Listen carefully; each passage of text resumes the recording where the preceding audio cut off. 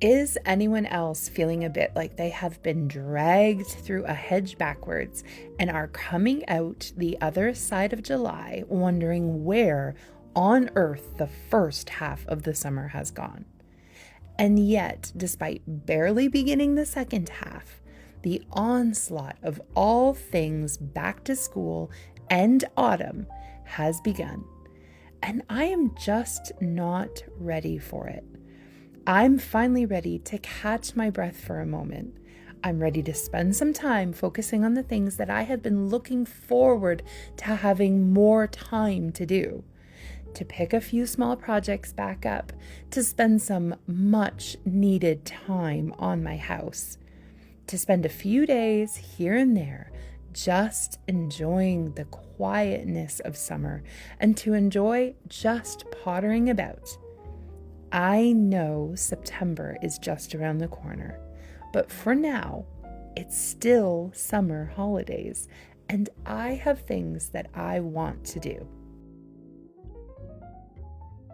Because we take the summer months off of school, I finally have more time to focus on tweaking rooms.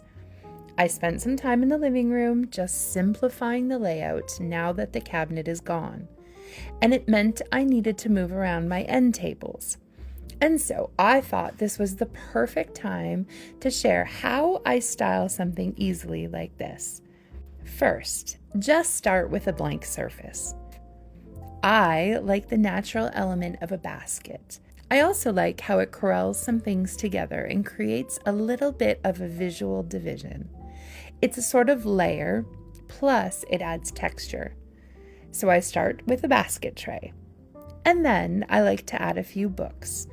On top of this, a hurricane. After I've added my height, I like to add something natural or collected. In this case, a plate of shells. But maybe it's an antique bowl of nuts, or in the autumn, some small gourds. Whatever it is, something natural. Then I add some sort of artwork. This tiny little antique watercolor from Greece is something I love so much. Then I add a candle, have a scent that's seasonally appropriate. And then, just for a little whimsy, add something interesting. In this case, I added this bamboo-handled magnifying glass. And finally, while not actually adding something, it's important to leave space blank. Depending on how the side table is used, leave space accordingly. This table sits between two chairs in my living room, and naturally each chair would use the tabletop to set down a drink or rest a plate on. So make sure when you're arranging your items that you leave space for those kinds of things. Nobody wants to move things around to try to make room for their morning coffee or a book. These days, I've also had a little more time to get out as well. I usually find myself in the city once a month, and when I do, I like to do a circuit of thrift shops and pop into Homesense to see what they have seasonally. I love sharing what catches my eye, what I'm drawn to taste-wise, but most is simply unnecessary and usually stays there. But there's always a few things that find their way home with me. I had found another Dutch oven in the prettiest shade of green, and this is tucked away for a shower gift. I found this small glass pitcher that's tinted slightly green and matches a pair of glasses I had thrifted a couple years ago. I think that together they look like a set, so I had grabbed that. I picked up the prettiest refill bottle of hand soap, as mine was nearly out, and I especially loved the little funnel. This woven insulated bag has become a favorite find of the summer. And I also found this gorgeous scented citronella candle in this terracotta pot. It's perfect for outdoors, either on a dining table or by our rockers on the front porch, and it looks so nice. I had broken the handle on one of my mugs that I use all the time, so when I found this very generous sized one in a nice putty color with a scalloped rim, I couldn't pass it up. I have used it every single morning this summer. I have one coffee, so I like it to be a generous one that I usually end up making last all morning. I also stocked up on some stationery because they have the best selection for half the price of anywhere else. I'll share a few of the clothing bits that I found later on, but I also grabbed a couple of doormats to freshen ours up that were looking a little bit sad.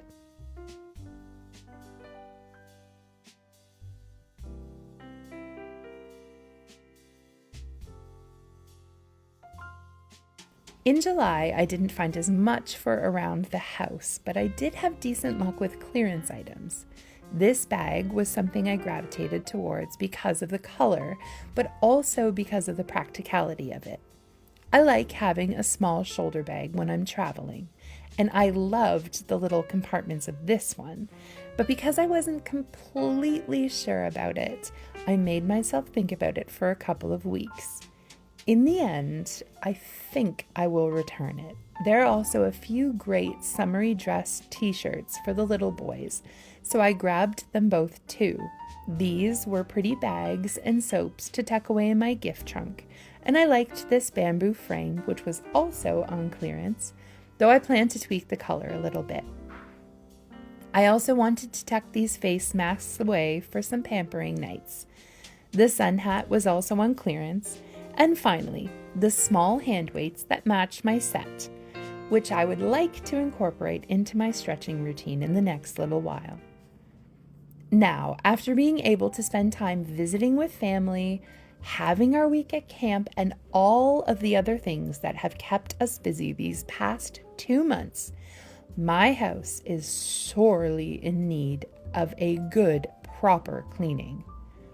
Sometimes I have stretches where it's the best I can do to just keep on top of the dishes and the laundry and the tidying, but no real deep cleaning happens. Now that things have calmed down, it feels good to address those things.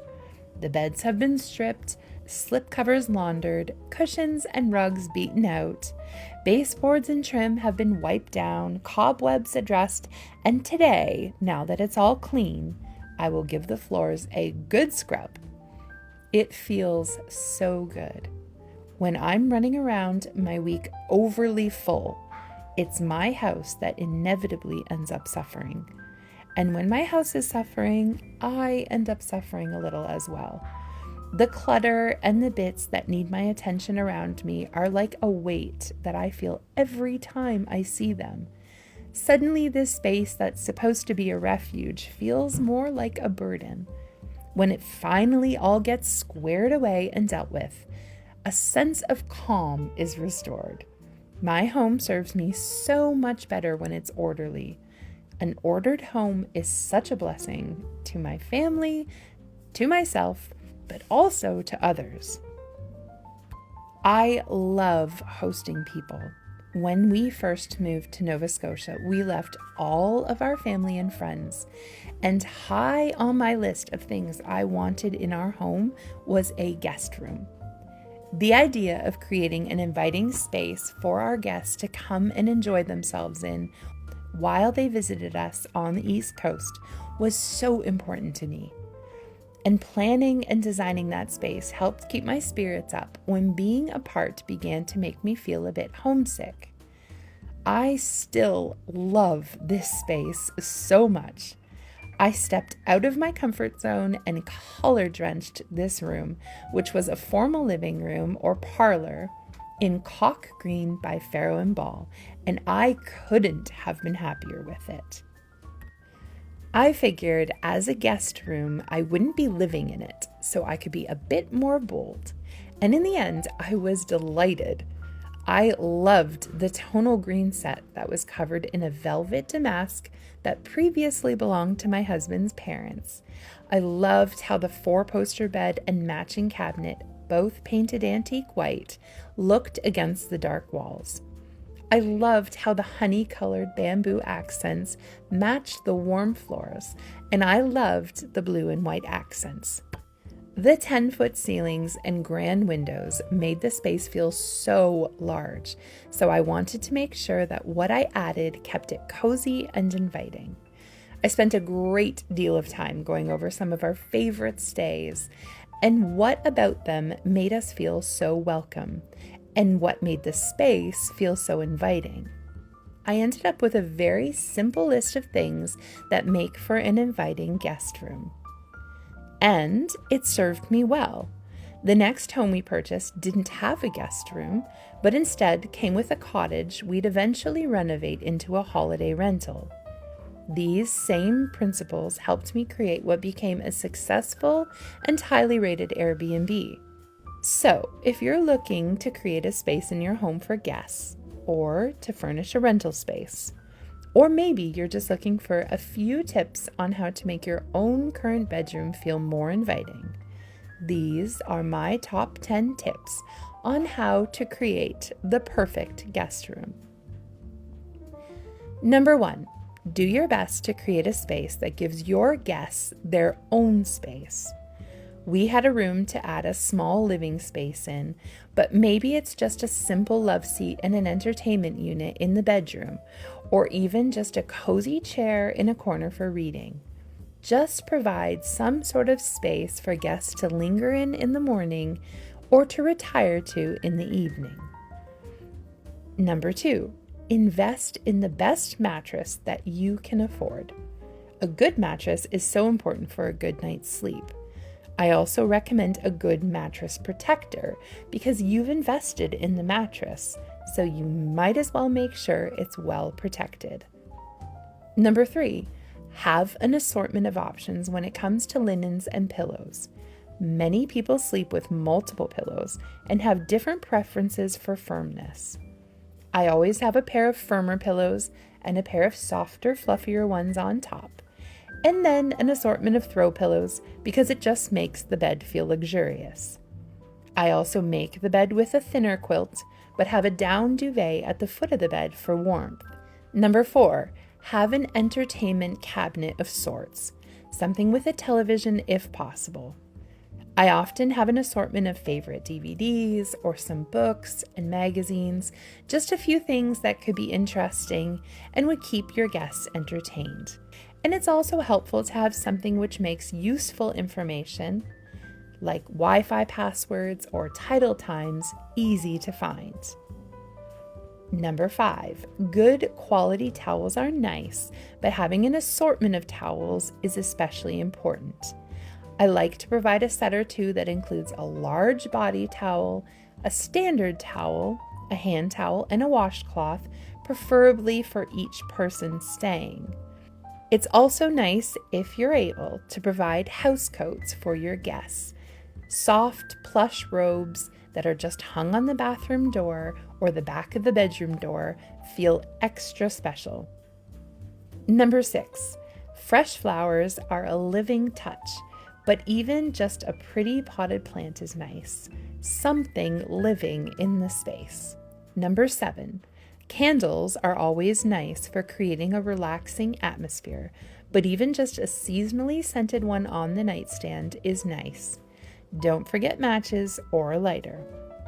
Number 8, provide space for guests to unpack and settle in. Maybe it's a whole closet. Maybe it's just a simple dresser that's empty, or at the very least, a simple luggage rack or bench where they can open their suitcase and make things easily accessible. But to unpack feels like you've settled in a space properly. Number 9, if you have space, create a very small little kitchenette area. Maybe just a simple coffee machine and kettle, or if you can, a mini fridge. It's nice to be able to get up and make coffee in the morning or brew a tea in the evening without disturbing anyone. But even just a little basket of snacks is such a luxury.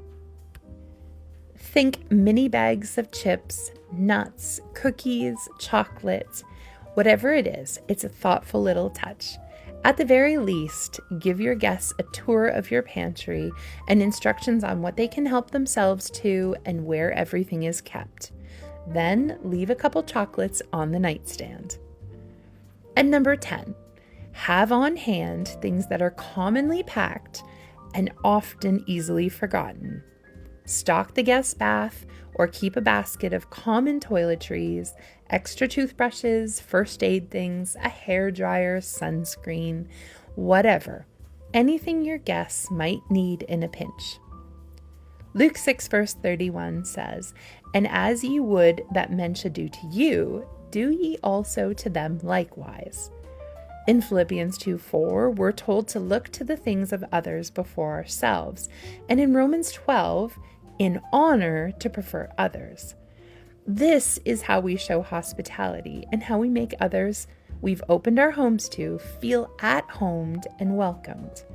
When setting up a space like this, it's so helpful to simply think, what would make me feel welcomed? What makes a stay feel special to me? None of it is overly hard to do, and most of it is just basic hospitality. But these little gestures go a long way in making one feel welcomed and at home, even when they're away from home.